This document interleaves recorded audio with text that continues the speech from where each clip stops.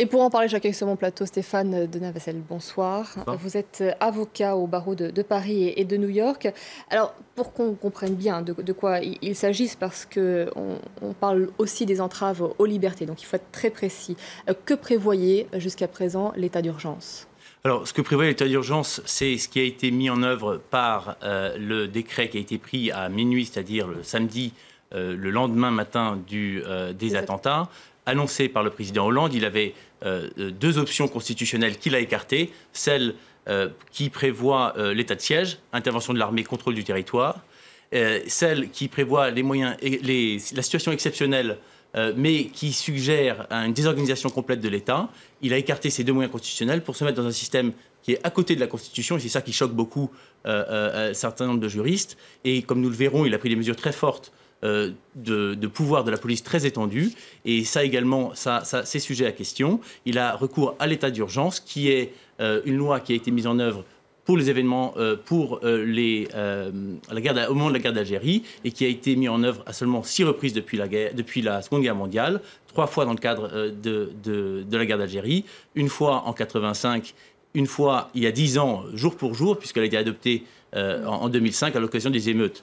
Et elle prévoit des pouvoirs extrêmement étendus pour un certain nombre de représentants de l'État, le ministre de l'Intérieur, la police, les militaires et les préfets de département.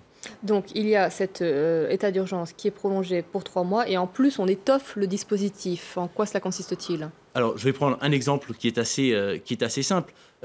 Dans l'état d'urgence loi de 55, les conditions d'intervention, de perquisition et de placement sous surveillance, d'assignation résidence, il fallait pour ces deux mesures que la personne soit une menace, que les actions de la personne soient une menace effective pour l'ordre public.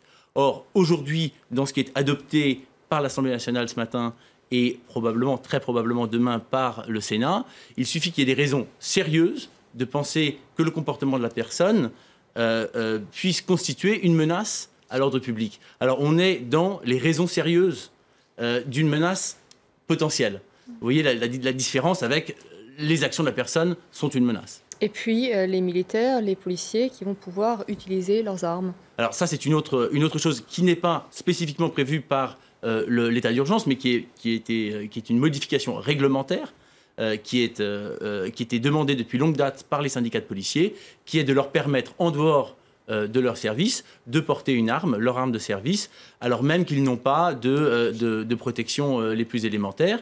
Les conditions sont assez simples. Il suffit d'avoir un brassard qui fait état de leur qualité, d'avoir un minimum d'entraînement récent, et alors ils pourront porter, et bien sûr de prévenir leur hiérarchie, alors ils pourront porter leur arme de service en toutes circonstances. Ça veut aussi dire que vous avez au quotidien, autour de vous, des gens armés et des gens qui sont à bout, il faut dire qu'ils sont très sollicités. La magistrature avait exprimé ses inquiétudes. C'est vrai qu'on s'inquiète d'entraves aux libertés avec ce dispositif.